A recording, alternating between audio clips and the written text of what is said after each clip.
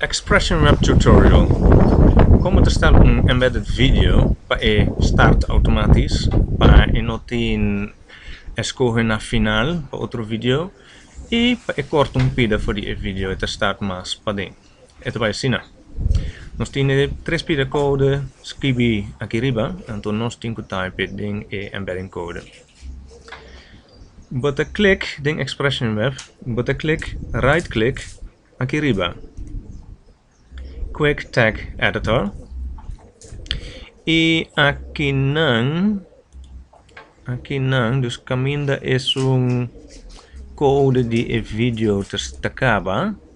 Bota mire. E bota type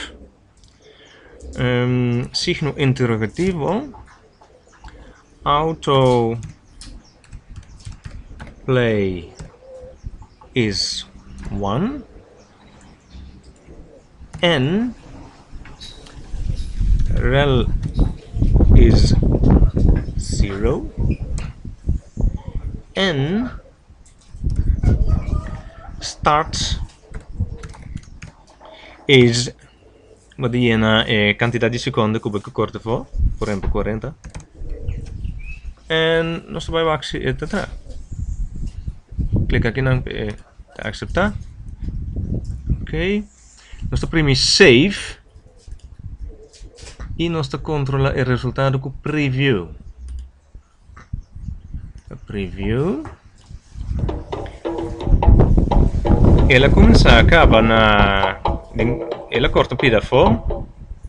El mesa start plus na final aqui. Dan dat part se relative videos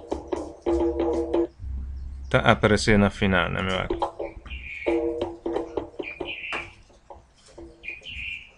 No, en nota mostra outra opção, não. Mira.